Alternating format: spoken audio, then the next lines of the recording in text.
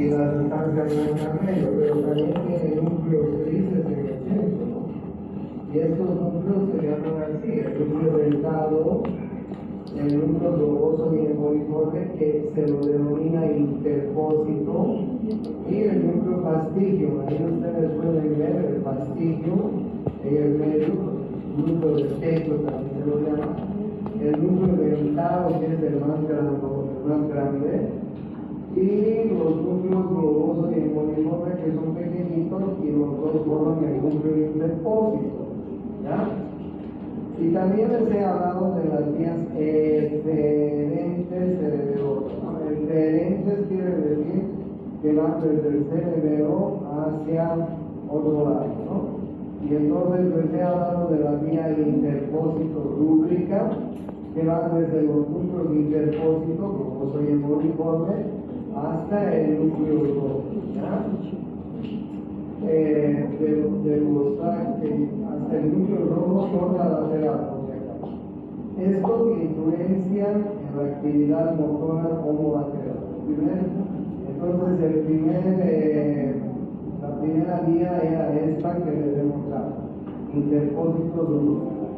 La segunda vía era el tracto dento-talámico, como ustedes están viendo en la película.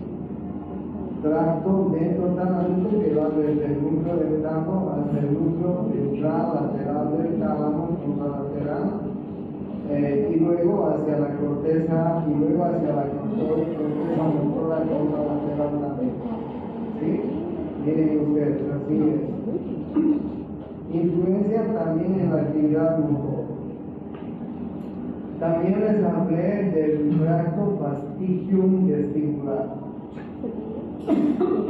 que va desde el núcleo del fastigio hasta los núcleos vestibulares, laterales y homolaterales. Influyen también en el tono de los músculos extensores homolaterales. Y finalmente, el tracto fastigio reticular, que es el que va desde el núcleo del fastigio hasta la formación reticular que hay en el tallo cerebral, del mismo lado.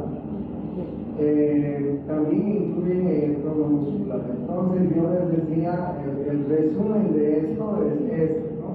Las vías eferentes cerebrosas, y eso es lo que tienen que aprender, son la vía globoso emboliforme nuclear, es decir, el interpósito al núcleo rojo, ¿ya?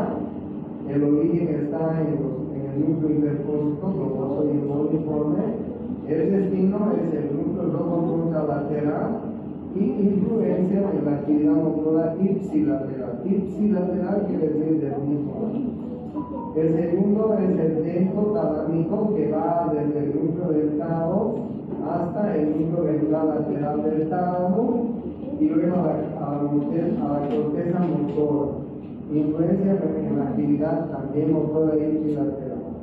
El otro es el fastigio vestibular, que va desde el núcleo fastigiado hasta los núcleos vestibulares, laterales y contralaterales. ¿Sí? Y influencia en el tono muscular de los músculos extensores ipsilaterales. Y finalmente el fastigio reticular, que va del núcleo fastigiado a la sustancia reticular y forman y lo tienen influencia en los músculos ipsilaterales. Bueno, ¿cuáles son las vías aferentes que vienen de la corteza cerebral? En primer lugar está la vía córtico-ontocerebrosa. Córtico desde la corteza motora, onto del puente, cerebelo, hasta el cerebelo, desde la corteza cerebral, como ustedes están viendo, a los núcleos del puente, hasta la corteza del cerebelo del lado. Transmite control motor, obviamente, desde la corteza cerebral. Ese es el segundo. El segundo es vía córtico-olivo-cerebrosa. Va desde la corteza cerebral hasta la ojiva pulvar Y desde la orína vulvar va a ir, como ustedes están viendo, a la corteza cerebrosa del lado opuesto. Transmite el control motor desde la corteza cerebral. El otro se llama así, vía córtico retículo cerebro ipsilateral. Desde la corteza cerebral a través de la formación reticular hasta la corteza cerebral. Transmite el control motor desde la corteza. Y este es el cuadro que ustedes tienen que usar. ¿Ya? Bien, y hay vías aferentes procedentes de la médula y el oído interno. Esas vías aferentes ustedes ya las conocen, pero sin embargo les voy a mencionar. Uno es el tracto espino-cerebeloso anterior, espino-cerebeloso anterior o directo, ¿no? Viene desde los usos musculares, órganos tendinosos, receptores articulares hacia la corteza cerebral. ¿Ya? Y trae información desde los músculos y las articulaciones. Por eso yo les decía, ¿no? Alguna vez alguien se sienta, puede sentarse con las piernas cruzadas, puede pararse de alguna u otra manera, puede hacer ballet, puede jugar básquetbol, puede jugar fútbol y siempre mantiene el equilibrio, ¿no es cierto?, al hacer estos deportes. Entonces, estas vías que vienen desde los músculos, desde las articulaciones, desde los tendones musculares, nos ayudan a mantener el equilibrio. Ya lo conocen, ¿no es cierto?, a el tracto espino-cerebeloso anterior o directo. Y el otro es el tracto espino-cerebeloso posterior, o como ustedes están viendo, usos musculares, órganos tendinosos y receptores articulares hasta la corteza cerebral. Trae información de los músculos procedentes desde los músculos y articulaciones. Este se llama, es un tracto que viene desde el oído interno, desde el oído interno. Miren ustedes cómo del oído interno también llega esta comunicación hasta el cerebro, nos ayuda en el equilibrio. Uno de los elementos que va a dañar esta comunicación es el alcohol. Ustedes saben que cuando las personas están muy intoxicadas con alcohol, comienzan a variar totalmente en su equilibrio, ¿no es cierto?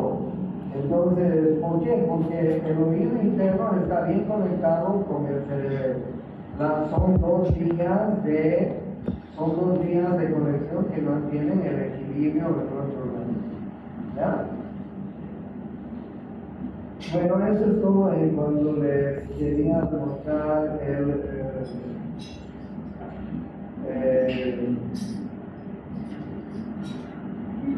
esta parte. Ahora vamos a ver el DNC.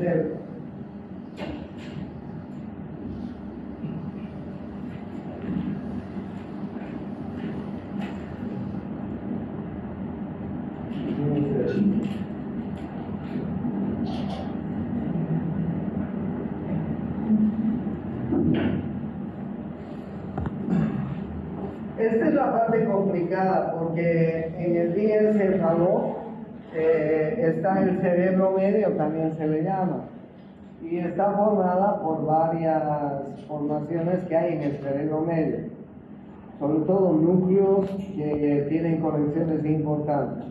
A ver, hasta ahora hemos visto la médula. En la médula hemos visto la sustancia, los núcleos que hay en la médula. Hemos visto vías aferentes, todas las vías del tacto fino, del tacto grosero, la termalgesia, las vías vestibulares, las propioceptivas, Hemos visto también las vías, parte de las vías descendentes, como son las vías piramidales, ¿sí? Entonces, todas estas vías ascendentes y descendentes, ustedes ya las conocen, ¿ya?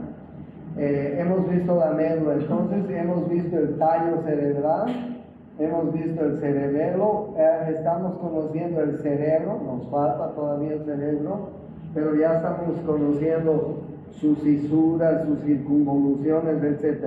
Luego vamos a ver la función del cerebro.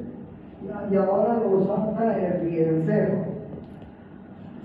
El diencéfalo es parte del encéfalo, ¿no? El encéfalo, como ustedes están viendo, está formado por dos pisos.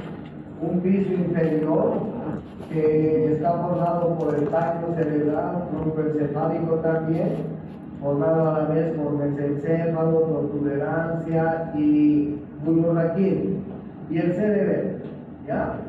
Y un piso superior que es el cerebro, ¿sí? Que está formado por el diencéfalo, y el telencéfalo, ¿ok? Entonces vamos a ir viendo estos pisos superiores e inferiores. Ahí ustedes tienen el diencéfalo. Miren, hasta ahora hemos ido viendo el diencéfalo, perdón. Hasta ahora hemos ido viendo el telencéfalo. Hemos visto estas estructuras que están uniendo, y las conocemos ya, son estructuras que están uniendo los dos hemisferios cerebrales. Ahí está el cuerpo calloso, ahí está el septum pellucidum, ahí está el fornix, ¿no es cierto? Esas tres estructuras las conocemos. Y miren ustedes, debajo del fornix está el diencéfalo, ¿ya? El diencéfalo está formado por varias formaciones a la vez. ¿Cuáles son las formaciones? Pero todo lo que está en azul, sí, todo lo que está en azul es el diencéfalo.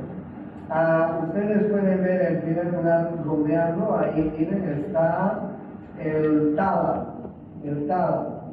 Y esto que están viendo aquí al medio se llama la adhesión intertalámica. ¿Okay? Los dos tálamos son dos pequeños huevitos chiquititos, parecen huevitos de pajaritos muy chiquititos, pero están conectados entre sí por la adhesión intertalámica. Y al medio de los dos tálamos queda el tercer ventrículo. Ahí podemos ver uno de los tálamos, que es el principal núcleo del diencéfalo, la adhesión intertalámica, y al medio de los dos el tercer ventrículo. ¿Okay? Luego vamos a encontrar el tálamo, ¿no? Luego vamos a encontrar el epitálamo, vamos a encontrar el subtálamo y vamos a encontrar el hipotálamo. ¿Ya? Cada una de estas formaciones son muy importantes en relación a la función cerebral. Ustedes tienen ahí más o menos numerados el tálamo, el número 1, el epitálamo, el número 2, el subtálamo, el número 3 y el hipotálamo, el número 4. ¿Ya? ¿Cuál es el límite superior del diencéfalo? El fornix. Ustedes vean el fornix que tiene esta estructura. Está conformando el techo del diencéfalo. ¿Ya? Miren ustedes, aquí está los límites lateral y medial del diencéfalo. En primer lugar, ustedes pueden encontrar como límite lateral la cápsula interior. Aquí ustedes vean a la cápsula interior. La cápsula interior. ¿Sí? Esta es la cápsula interna. Este es el brazo anterior de la cápsula interna. Esta es la rodilla de la cápsula interna. y este lado es el brazo posterior de la cápsula interna. ¿Ya? Ese es el límite lateral. ¿Ok? El límite medial es el tercer ventrículo que queda en medio. Y a los lados del tercer ventrículo están los dos talos. Y un poco más para afuera están los núcleos de la base. Pero conozcan ustedes acá, es muy importante que conozcan la cápsula interna. Esta es la cápsula interna. Este es el brazo posterior de la cápsula interna, perdón, creo que les confundí. Este es el brazo, porque esto es posterior, esto es anterior. Este es el brazo posterior de la cápsula interna, esta es la rodilla y este es el brazo anterior de la cápsula interna. ¿Ok? Ese es el límite lateral. Al medio está el diencéfalo. Vean ustedes tálamo, tálamo. Y al medio del tálamo está el tercer ventrículo. Ahí arriba. ¿Ya? Desde el punto de vista filogenético evolutivo, esto es importante. El diencéfalo se fusiona con los núcleos grises de la base para constituir el paleoencéfalo o cerebro primitivo. Miren lo que viene a continuación. Este, el diencéfalo, representa en los vertebrados no mamíferos la estación término de las vías sensitivas, el origen de las vías motoras y el centro vegetativo superior. O sea, miren, esto representa en los vertebrados no mamíferos, por debajo de los mamíferos, la última estación. Estos animales ya no tienen cerebro. No estoy hablando de los mamíferos. Nosotros los seres humanos pertenecemos a los mamíferos también. Pero los que están por debajo de nosotros, esta es la última estación, el diencéfalo. Bueno, todo lo que tiene. Eso es todo lo que tiene. Ahí termina su centro nervioso. ¿Ya? Ahí está el origen de las vías sensitivas, el origen de las vías motoras, el centro vegetativo superior. Estos vertebrados no tienen más cerebro que el diencéfalo y su corteza es demasiado pobre. No comprende a los núcleos de la base, ni el caudado, ni el ventrículo. ¿Ok? Vamos a ir viendo uno por uno. Primero veamos el epitálamo. Miren, el epitálamo es esta cagadita que ven ustedes. Aquí ustedes pueden ver la parte posterior del mesencéfalo.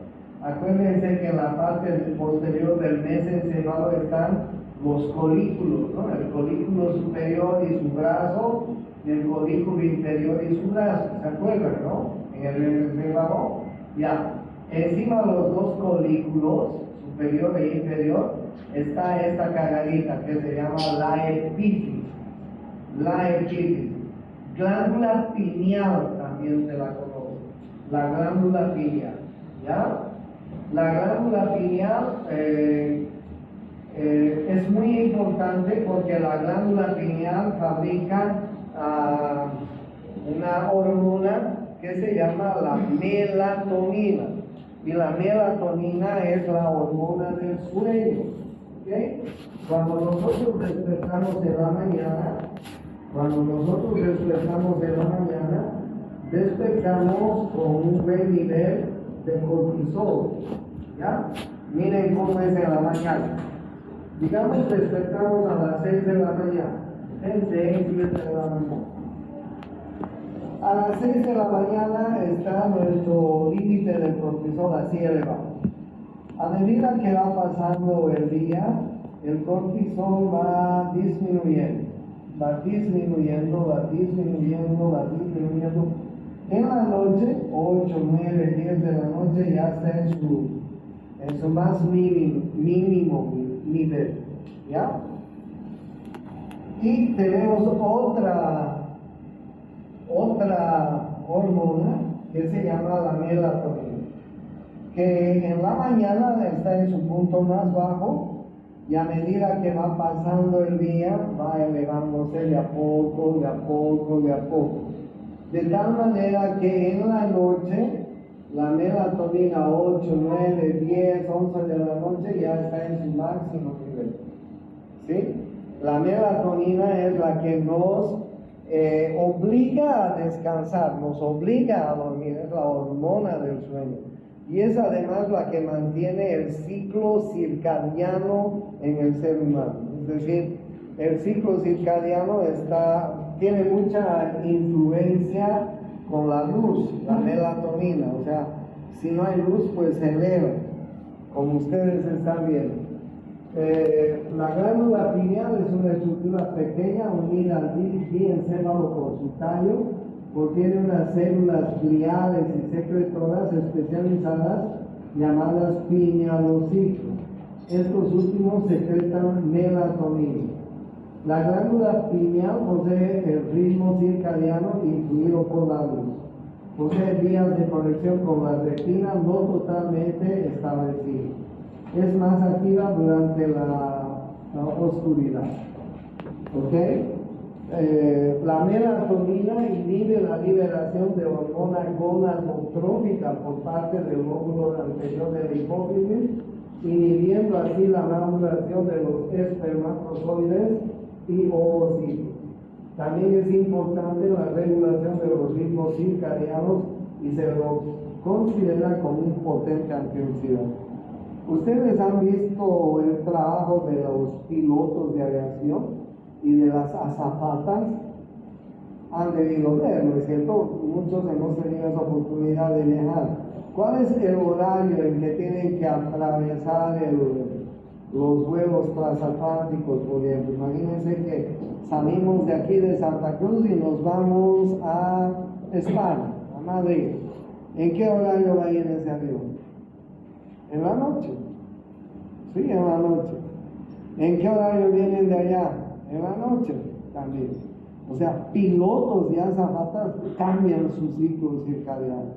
Y ese es un problema importante porque inclusive puede afectarles hasta en su reproducción, hasta en sus periodos menstruales. Se altera. Por eso es que es importante que los seres humanos tengamos que dormir las horas adecuadas. Dicen que es entre 6 a 8 horas, ¿no? ¿Sí? Entonces, bien, la glándula pineal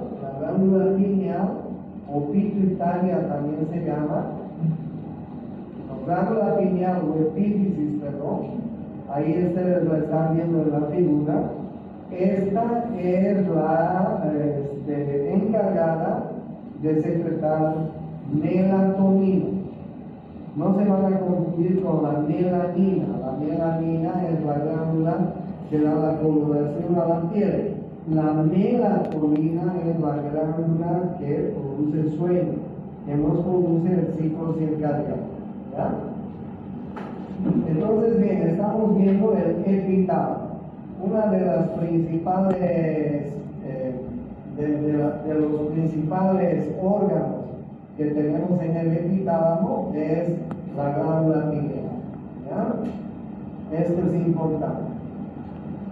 Pero también en el epitálamo tenemos muy cerquita de la glándula pineal, más o menos por ahí, unos pequeños núcleos que se llaman los núcleos avenulares, que forman parte también del epitálamo.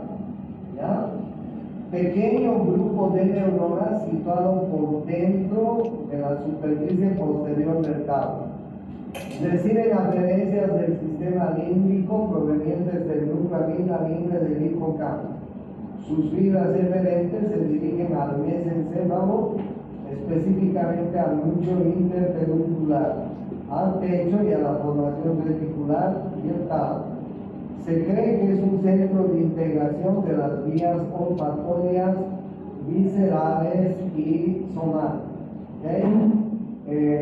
Los núcleos avenulares es una serie de pequeñas formaciones que se encuentran en la parte, más o menos por este lado que les estoy mostrando, ¿ya? Por ahí. Y entonces tiene esas funciones viscerales que les digo. Por ejemplo, ¿qué pasa cuando estamos sin haber desayunado toda la mañana, sin haber comido? Y llega el mediodía y llega el mediodía y estamos pasando por un restaurante y sentimos un olor a comida muy agradable. ¿Qué es lo que pasa? Pues nuestras glándulas salivares se van a exprimir, nuestro estómago va a secretar ácido clorhídrico, nos va a dar esa sensación de hambre tan rica que hemos tenido muchas veces, ¿no? O al contrario, si estamos pasando por un lugar y hay algún animal muerto que está con una fetidez total, está putrefacto, etc., e incluso nos puede producir náuseas, vómitos, etc., ¿no es así? Entonces tiene esas acciones viscerales los núcleos arenulares, ¿ya? Por ejemplo, ¿qué hacen los mamíferos cuando tienen hambre? Buscan su presa y olfatean su presa, ¿no es cierto? Y los núcleos arenulares tienen también relación con la olfacción. Entonces, cuando los mamíferos, imagínense un tigre con hambre, tiene que olfatear una presa, ¿no? Y la presa, imagínense un pequeño venado, va a olfatear también el peligro, ¿no es así? Entonces, estos núcleos arenulares tienen estas relaciones viscerales con pues, otras vías, ¿no? Tienen una relación importante con las vías olfatorias. Entonces, bien, ¿quiénes están formando el epitálamo? El epitálamo está formado, como les decía a un comienzo, por la glándula pineal. No se olviden que es una glándula que mantiene el ciclo circadiano, y los núcleos arenulares, que son núcleos que tienen conexiones con el sistema límbico. El sistema límbico es el sistema de las emociones, de todas nuestras emociones, de nuestros recuerdos, de nuestros pensamientos, en fin, ya les voy a hablar del sistema límbico en una clase y les va a gustar mucho el sistema límbico, porque el sistema límbico es el que comanda todas nuestras emociones, todas nuestras memorias, nuestros recuerdos, etc. Imagínense cuando vemos una foto, y les ha pasado a todos, ¿no? Imagínense una foto de cuando ustedes eran muy pequeñitos, ¿no? Y sus papás ahí cuidándoles. Eso les trae recuerdos bonitos, ¿no? Nos trae recuerdos a cualquiera. O imagínense una foto de hace 5 años en una Navidad, nos hemos reunido toda la familia y tú ves la foto. Qué bonito, ¿no? Sistema límbico. O imagínate que estás viendo el matrimonio que has tenido, sistema límbico. O imagínate que estás viendo a una persona que no la quieres en la vida, ¿no? Sistema límbico, ¿no? También despierta nuestras emociones negativas, ¿no? Que en el hombre son muy comunes las emociones negativas, ¿no? Por eso es que el hombre odia, por eso es que el hombre echa guerras, por eso es que el hombre mata, etcétera, ¿no? Sistema límbico. Entonces, estos núcleos arenulares y también la glándula pineal, forman parte del sistema límbico. Ya les voy a hablar del sistema. Entonces, tiene estas conexiones viscerales y somáticas de estos núcleos arenulares y forman el epitálamo. ¿Ya? La otra cosa es el tálamo. El tálamo, les voy a adelantarme para mostrarles una figura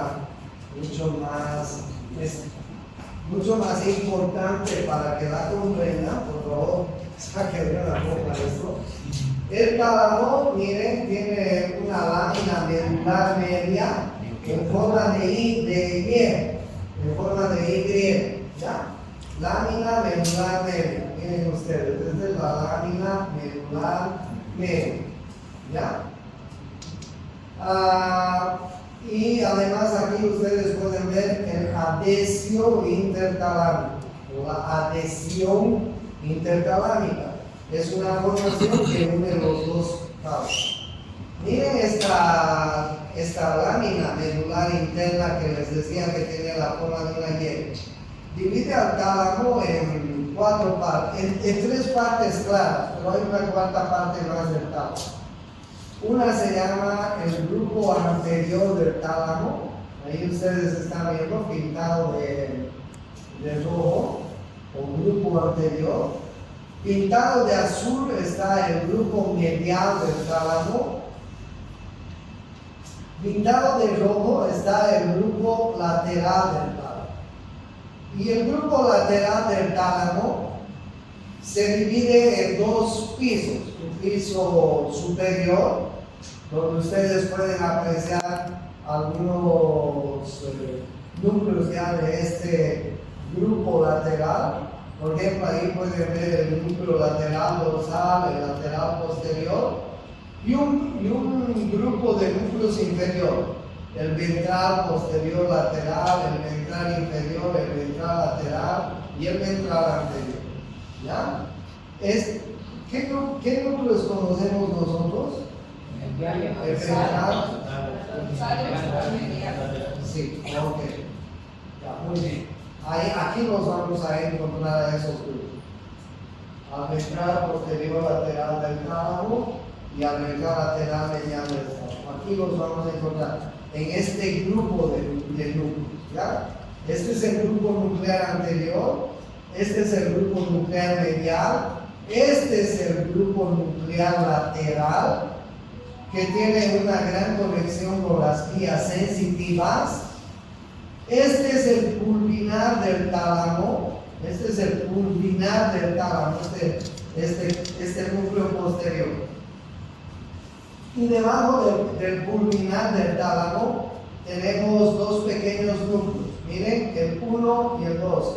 Se llama cuerpo geniculado medial, cuerpo geniculado lateral. ¿Okay? Cuerpo geniculado medial, cuerpo geniculado lateral.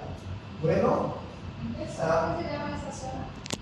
este se llama el pulvinar del tálamo. Se escribe así, pulvinar. Toda esa parte posterior se llama pulvinar del tálamo. Y debajo del pulvinar hay dos pequeños núcleos que están viendo, el 1 y el 2. ¿Sí? ¿Qué les he dicho que se llama? El cuerpo geniculado medial y el cuerpo geniculado lateral. El cuerpo geniculado lateral tiene conexión con la vía óptica y el cuerpo geniculado medial con la vía auditiva. ¿Ya? Pero a ver, vayamos viendo algunos, los más importantes, ¿no? Porque ustedes ya los conocen a los núcleos de esta parte lateral. Ya saben que están conectados con la vía sensitiva, ¿no es así? Bien. El núcleo anterior, miren ustedes, este núcleo anterior, forma parte del sistema límbico. Les voy a dar una clase del sistema límbico. El sistema límbico es muy interesante. El sistema límbico es el sistema que participa de nuestras emociones, nuestros recuerdos y la parte de aprendizaje que tenemos. ¿Okay? O sea, es muy importante el sistema límbico. Imagínense recuerdos, aprendizaje, memoria y sentimientos. Prácticamente todo lo que es el ser humano, ¿no? Bien, entonces el núcleo anterior participa del sistema límbico, participa en el procesamiento de las emociones y en mecanismos de memoria reciente. Es una parte del sistema nervioso que es muy afectado por el Alzheimer, porque uno de los principales síntomas del Alzheimer es la pérdida de memoria reciente, que la tenemos desde que somos jóvenes. Ustedes no les ha pasado nunca que al salir de la casa se olvidaron la billetera, se olvidaron los documentos, se olvidaron el celular, se olvidaron alguna cosa, pasa siempre, ¿no? A todos nos pasa. ¿Sí? Entonces, desde jóvenes ya nos presenta problemas Bueno, recibe aferencias hipotalámicas a través del tracto mamilo-talámico, proyecta sus referencias a la corteza del cíngulo, que rodea el cuerpo calloso, ¿no? Es un núcleo que participa exclusivamente en el sistema límbico. Procesa además emociones y afectividad. Qué lindo, ¿no? Emociones y afectividad. ¿Qué emociones tenemos? Tantas, ¿no? Emociones de cariño, de amor, pero también de odio, ¿no? El sistema límbico interviene mucho en este tipo de emociones. ¿Qué afecta la amígdala cerebral? Esto les voy a hablar cuando les hable de los núcleos de la base, ¿ya? La amígdala cerebral es parte de los núcleos de la base y eso forma parte también del sistema límbico, ¿ya? Entonces, bien, el grupo anterior está sin problemas, ¿ok? Luego tenemos al núcleo, a los núcleos de la región medial. En la figura estos de azul, ¿ok? Estos de azul. Estos núcleos de la región medial no tienen, mucho significado, pero sin embargo son muy importantes porque reciben conexiones del grupo lateral. Las conexiones de aquí van primero al grupo medial y de ahí van a la corteza cerebral. ¿Ok? Miren ustedes. Está formado por el núcleo centro-mediano, participa en los mecanismos de integración. Esa es la función de este grupo nuclear. Participa en los mecanismos de integración y activación difusa, tanto entre los núcleos talámicos como a nivel cortical. ¿Ya? O sea, recibe aferencias del mismo tálamo y tiene eferencias hacia la corteza cerebral, sobre todo a la corteza frontal premotor. Participa en la integración de aferencias viscerales y somáticas y en mecanismos que permiten percepciones emotivas y subjetivas. ¿Ya? Por ejemplo, mecanismos que permiten percepciones emotivas y son subjetivas. Imagínate recibir a un amigo o a un familiar de muchos años en el aeropuerto. No, eso te despierta emociones, ¿no? Determinadas emociones. Algunas personas hasta pueden llorar de alegría, en fin, pero son diferentes tipos de emociones subjetivas. O cuando se muere alguna persona muy querida. Hay algunas personas que incluso pierden el conocimiento del dolor, ¿no es así? Otros lloran, otros tienen mucha tristeza, en fin. Entonces, estos núcleos de la región medial tienen conexiones con núcleos de la región lateral aferentes y conexiones inferentes hacia la mente, hacia la corteza, hacia la corteza. En la región lateral se van a describir, no les voy a describir todos. Vamos a tener estos grupos. Esta es la región lateral.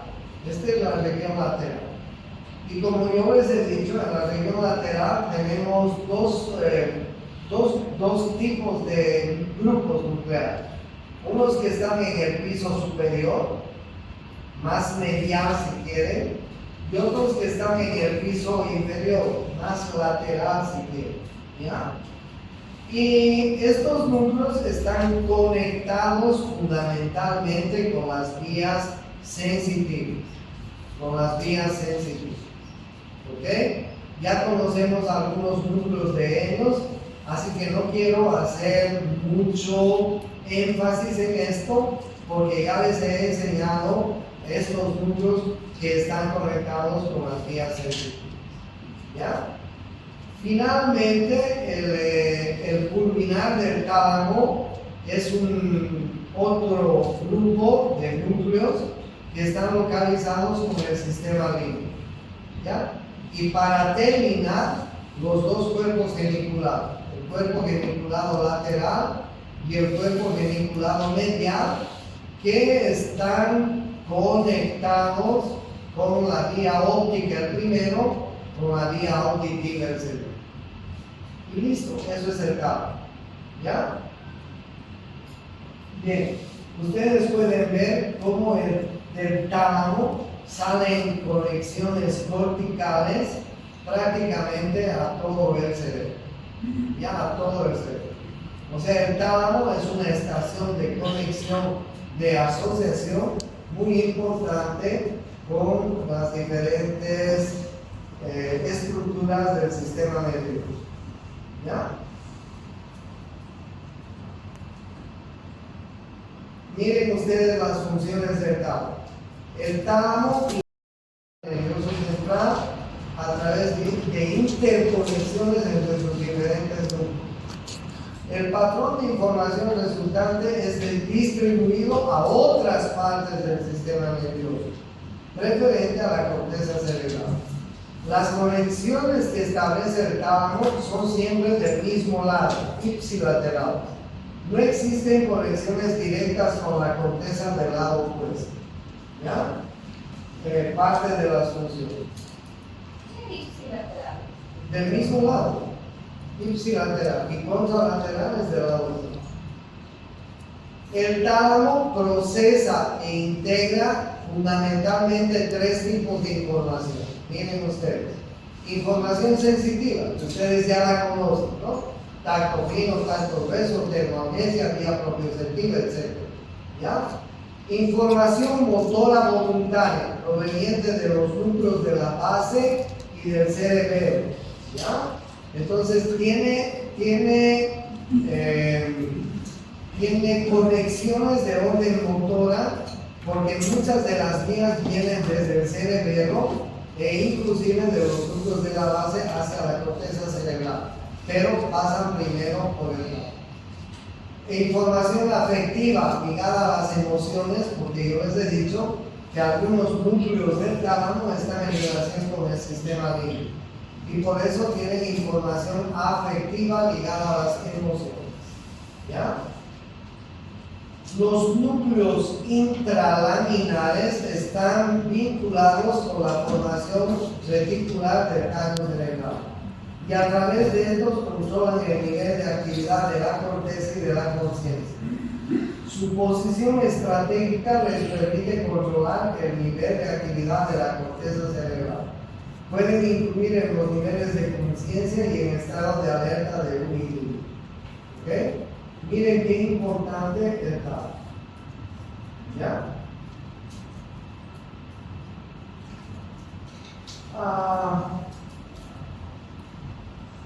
El subtálamo es la otra región del cerebro negro. Estamos viendo el evidencia. En la región subtalámica se encuentra el hipotálamo. El hipotálamo. ¿Ya? Y hay algunos otros núcleos pequeños, como el núcleo subtalámico de la zona inserta, que les voy a hablar mañana de estos dos. Pero hoy día podemos ver el hipotálamo, que son muy importantes. ¿Ya? Luego del tálamo, el hipotálamo es la parte importante. Es una parte del encéfalo que se extiende desde el quiasma óptico hasta los cuerpos mamilares. Enseguida les voy a mostrar el hipotálamo. ¿Ya? ¿Dónde tengo el hipotálamo?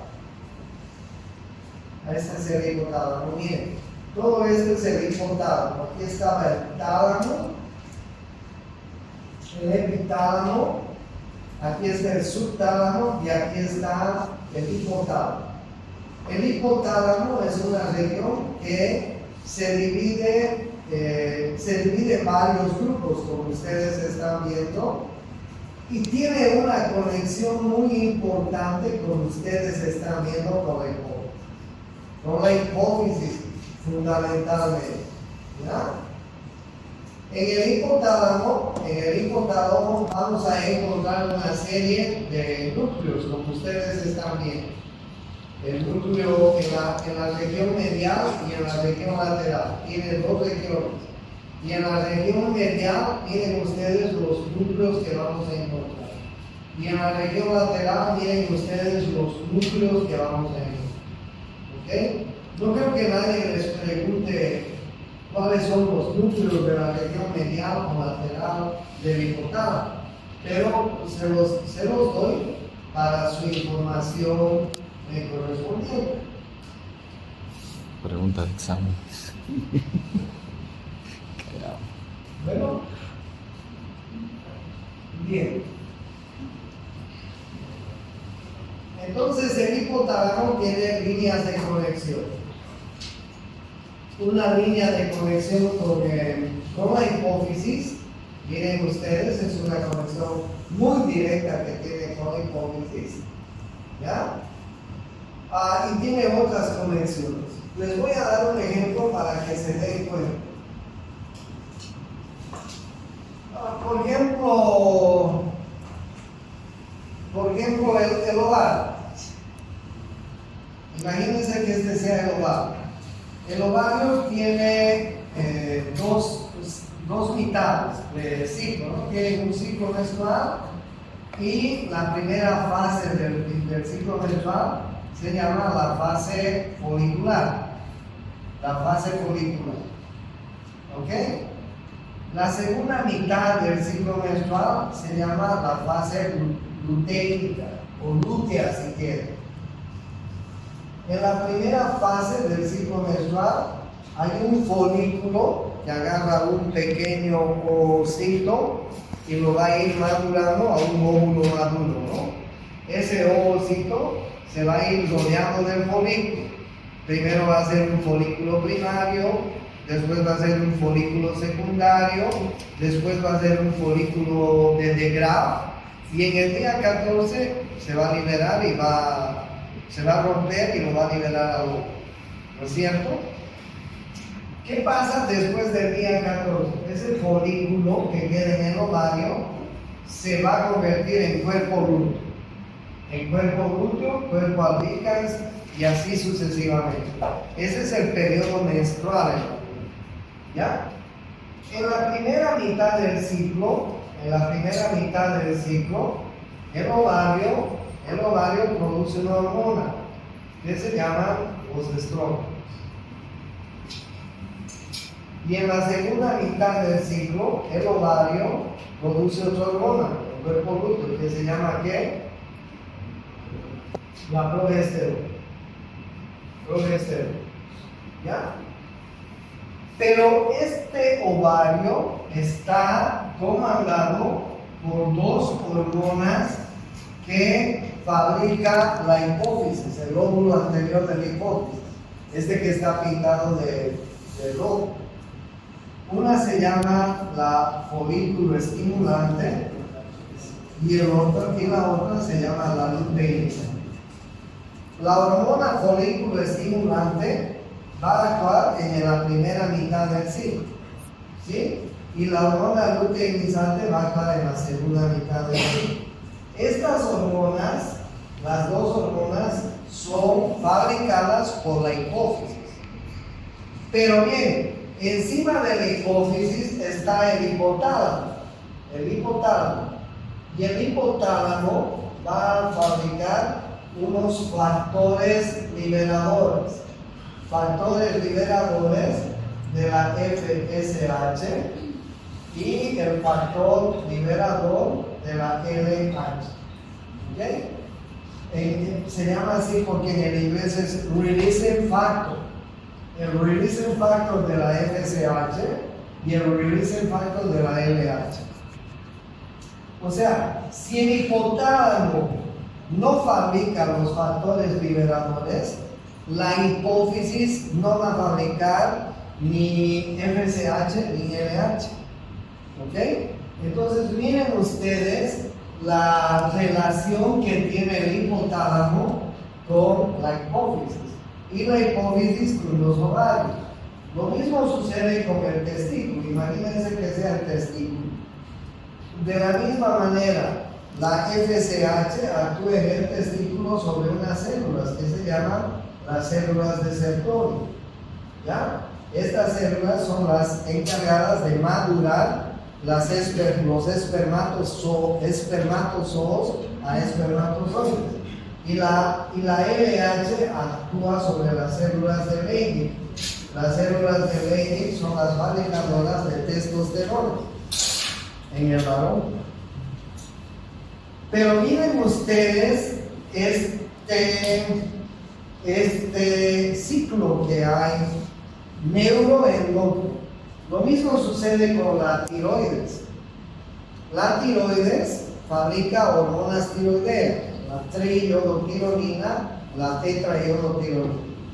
Pero fabrica las hormonas tiroideas gracias al influjo de la hipófisis. La hipófisis fabrica una hormona que se llama la hormona tiroideo estimulante. La hormona tiroideo estimulante. Si la hipófisis no fabrica la hormona tiroideo estimulante, la tiroides no va a fabricar sus hormonas T3 y T4. Pero para que la tiroides fabrique TSH, la hormona tiroideo estimulante, tiene que recibir una orden del hipotálamo. El hipotálamo va a fabricar el factor liberador de la hormona tiroideo estimulante. O sea, miren cómo es el ciclo del hipotálamo. El hipotálamo controla todo el sistema hormonal. Por eso es que les decía a un comienzo, ¿no? Cuando hablamos de endocrino, ya no se llama el sistema endocrino, se llama el sistema neuroendocrino. Porque quien controla a las diferentes hormonas que fabrica nuestro organismo es el sistema nervioso. Y en el sistema nervioso hay una partecita de ese sistema que pertenece al diencéfalo. Y esa pequeña partecita que pertenece al diencéfalo se llama hipotálamo. Entonces, la función del hipotálamo es esta que les cuento. Es muy importante en la función endocrina. ¿Ok? Para que me entiendan bien. Pero además, el